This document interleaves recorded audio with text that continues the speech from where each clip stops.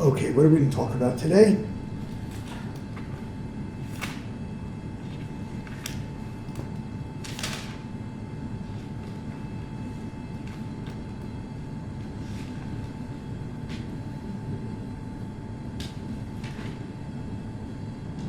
I want to talk about Mashiach. but probably not as exciting as you think, but it's important. Rambam will this as one of the 13 fundamentals of faith. Not only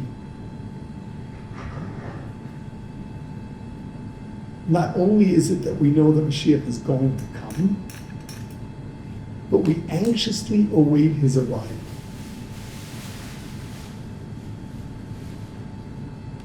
And the Gemara teaches that when you get up there, one of the questions they're going to ask you is,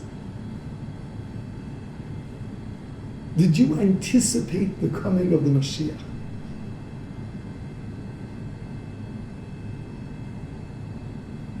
Now, belief in his coming is essentially believing that what the prophet said is going to happen, and he's believing the prophets.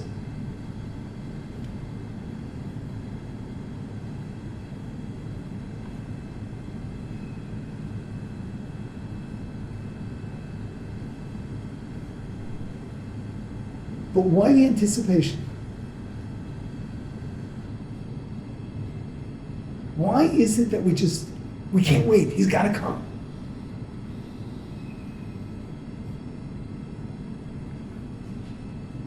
So you see, there are some people, there are many people, to whom Mashiach is the easy answer to all of our problems.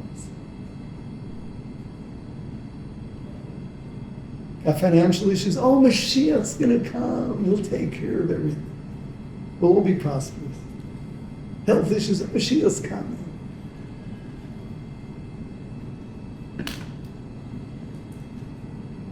That's not what it's about.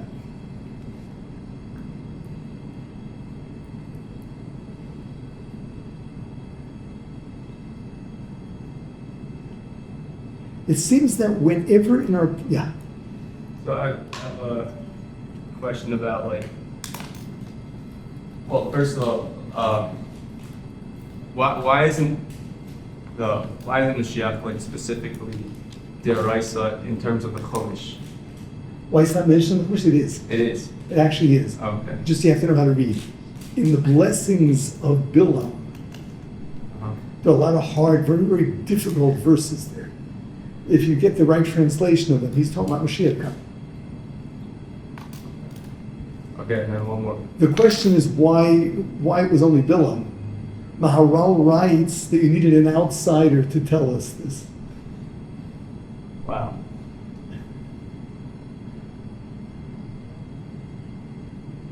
I have one more question. Yeah. So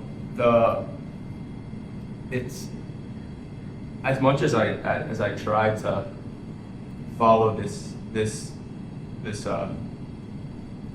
yearning for Mashiach thing, it seems so first of all, how are we supposed to yearn for it so much when we get there, that's when we stop having the opportunity to grow anymore. Okay, we'll get there. What you're asking is a very important question. And with that, kind of different. It's just like a thought. It seems like it's also hard for me to imagine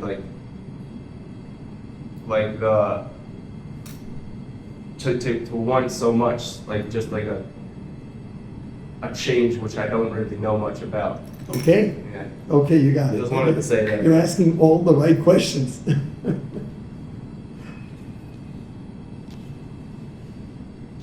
So I already said the reason we want Mashiach is not as the answer to all of our problems. What's it about?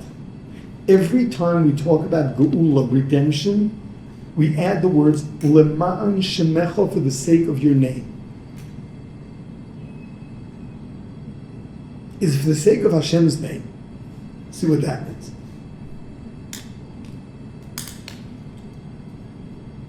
Ramban writes precisely what you asked.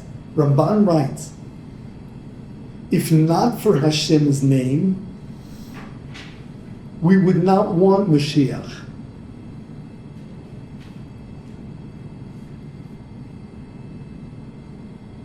Because when Mashiach comes, our free will is going to be greatly curtailed.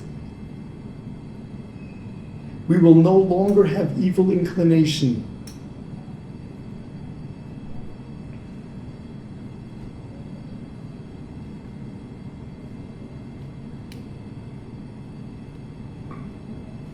We're going to do what's right naturally. So the amount that we really grow, it's going to be limited. Growth means being big and strong and fighting. There'll be no struggle. Everything's going to be obvious.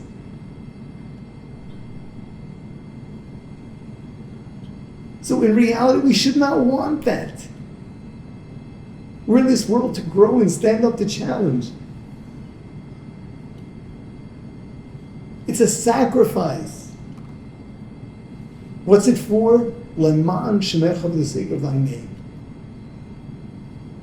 What does that mean? God created the world with a purpose. His purpose? To give. He created us with free will so that we can earn eternity.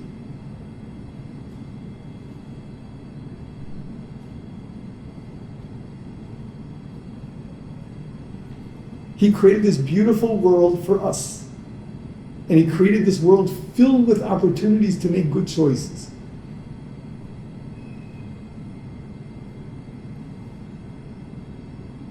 And most of humanity either denies His existence or couldn't care less, passes up this opportunity.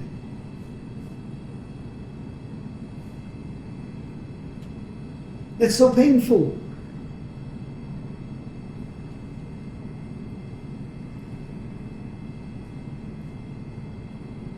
God created to give, and most of humanity just throws it back at Him.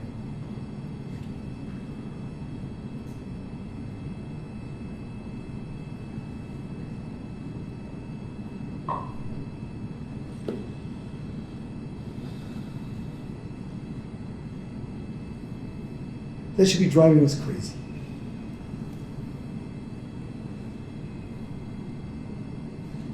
This is the state of the world that God had in mind.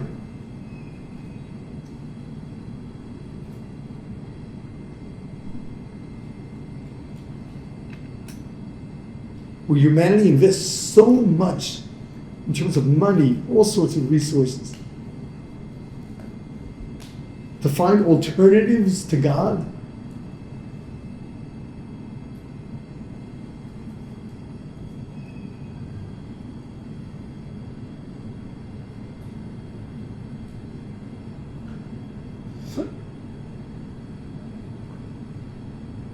The reason we wait for the coming of Mashiach is because we just cannot accept the world as it is today.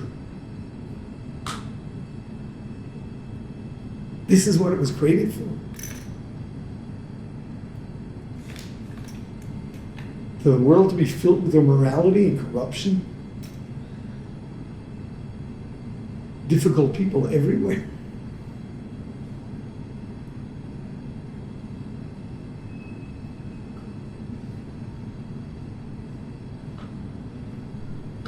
Are you saying that it's not possible to spread the light that we are meant to do? Like, it is not possible for us to convince humanity until Hashem changes what the world looks like. so why do we even try that? We try to help Jews. First, changing the world. Hashem's going to do that with the coming of Mashiach. I was supposed to bring the idea of God to Yeah, bring the idea. The degree to which we'll be successful in really getting people to change the way they live. Jews, there's hope. The rest of humanity, not. But then also, I feel like there's like a lot of certain types of Jews that even showing them Mashiach would be difficult. As in, like, if Mashiach came and then, like, and it wasn't the Rebbe for Chabad, like, that would, When Mashiach comes, everyone's going to know it's Mashiach. And then, and you're saying that Mashiach is coming, it's like always a circle that answers get from rabbis. It's like, oh, Mashiach comes, you'll work out. Like, oh, Mashiach comes, you'll build the base. But even in the Amidah, we talk about rebuilding the temple before we talk about the... We do. There's a real question about that, but Rambam says that it's only after. There are those who disagree with him, but Rambam writes very clearly that there's no Beis HaMikdash before Mashiach. Those who argue are based on in the Talmud Yerushalmi. It says straight out that the Beis HaMikdash will come before Mashiach. The Rambam doesn't go to them.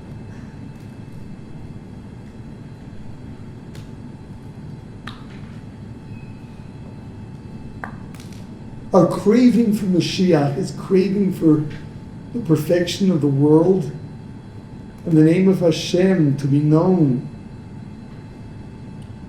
People to know that He created, He's the creator, the sustainer, He loves us.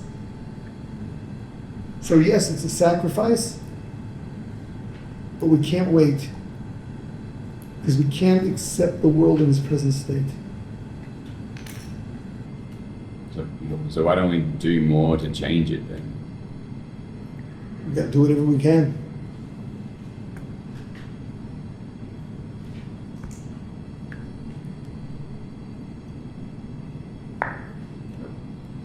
Like, but you said whatever we can, but only for the Jews. Right now, yeah. Mashiach comes, will be everybody. See, I feel like it keeps getting a circular answer. Be like, oh, when Mashiach comes, it'll be sorted. This is what he's saying. This is what the people use it much too freely. People really see Mashiach as the answer to all of our problems. It's not about our problems. It's about the fact that the name of Hashem is just not known to most of humanity. His values are trampled on. That's interesting. Rambam writes that when the prophet Yeshayahu talks about the lion and the lamb coexisting when Mashiach comes, Rambam says that's an allegory. Lions are still going to be devouring lambs. As it's an allegory, what it means is that there'll be peace on earth and people will stop fighting each other. The lion and the lamb are actually representing human beings. Ramban argues, so Rav Sadia Gaon before them says it straight out. Ramban says that nature is going to change. Animals will not devour one another. He claims that's the way they were when they were first created. All the animals were vegan. And that's what it's going to get back to when Mashiach comes.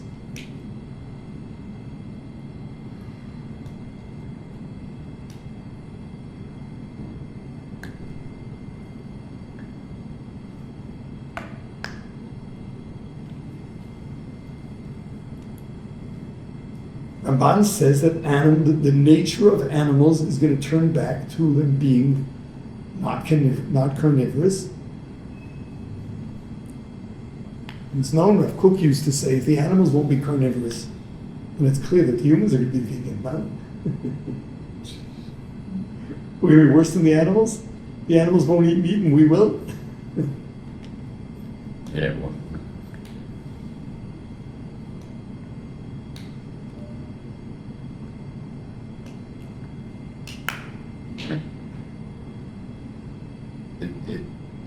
Is it like when it says humans, that lion and lamb represent humans, just the lion, and that lamb would be the animals, or like both the lion and lamb is like humankind?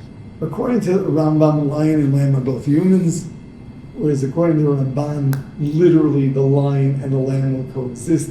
The lion will no longer devour the lamb.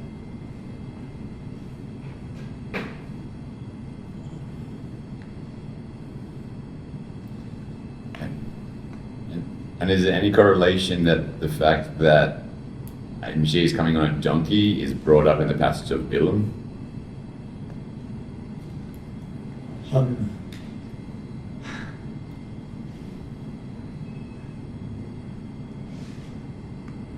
It's a different situation. Bilam and his donkey were one story.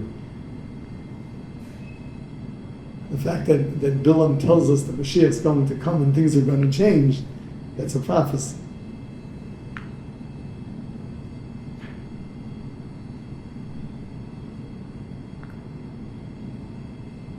So according to Ramban, we will not have evil inclination. And we will not feel like eating animals. It's going to be beneath us. De animal desire evil inclination.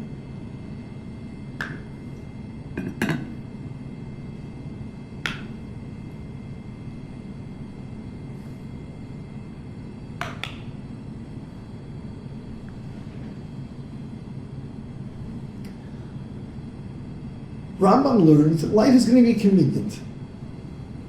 So we'll be able to study Torah undisturbed.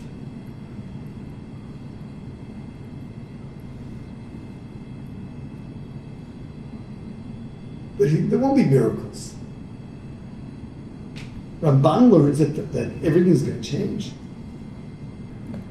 Rambam then puts a disclaimer on it. And Rambam says, listen, it hasn't happened yet, and no human being knows exactly what it's going to look like.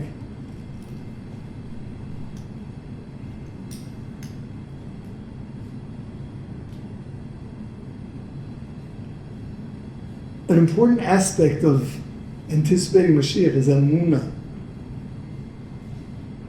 which is I really trust Hashem.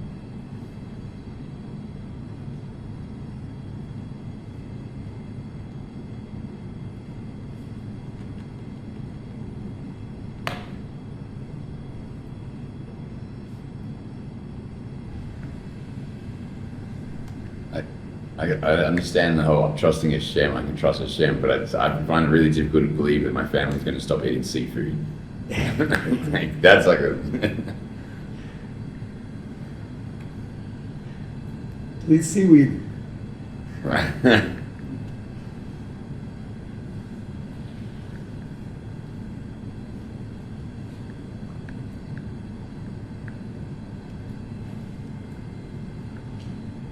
The Rambam says we won't know until it happens. Everything until that point is speculation. See, even though Rambam comes out saying that everything's going to stay the same, he says, I can't say that with certainty. We won't know what it's like in the days of Mashiach till the days of Mashiach come.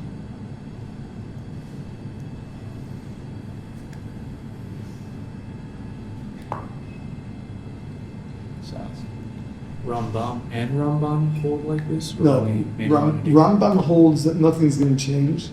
Ramban holds that everything's going to change. Because I've always heard the more miracles that's required with Mashiach, it means that we did a less good job.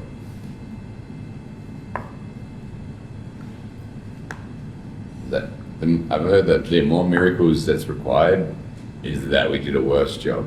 The more normal it is, the better we're doing. Yes. Yeah. It's just very painfully slow. Dumb.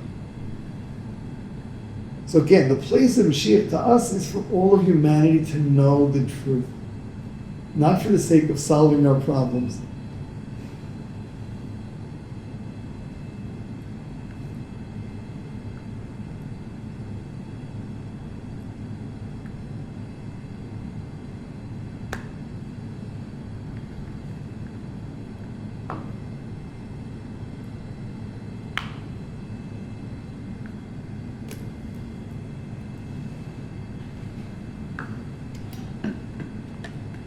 Rambam says all that's irrelevant. What's going to happen? We'll see when it happens. The important thing is that the Jew lives with a real craving for Hashem's name to be out there. A real craving for people to know truth from falsehood.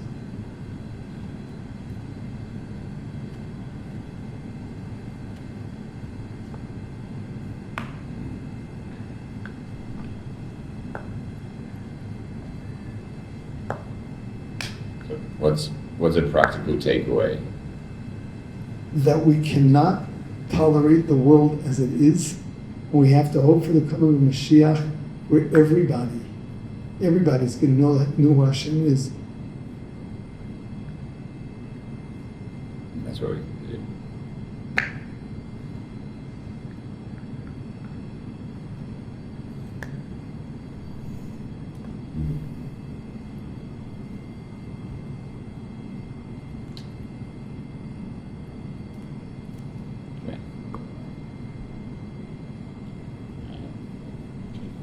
Over the generations, we've had many false messiahs. The understanding is that we're so desperate for the coming of Mashiach, we'll accept anybody.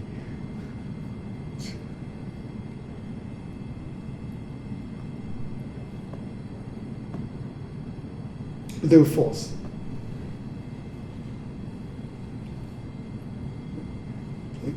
And again, Rambam says, when the right one comes around, we're going to have no questions about it.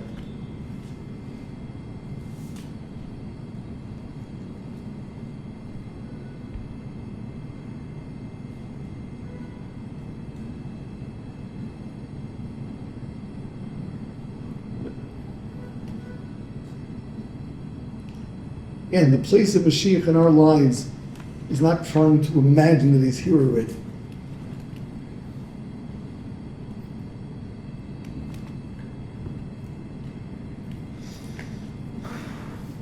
It's really getting into ourselves that desire for the perfection of this world and all of humanity.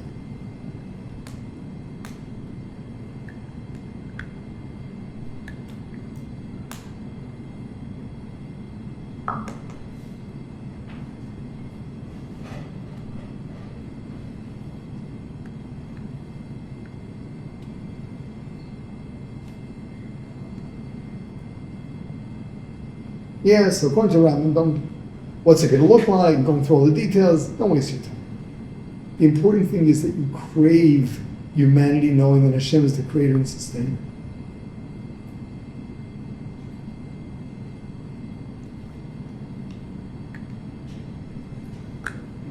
Yeah, okay.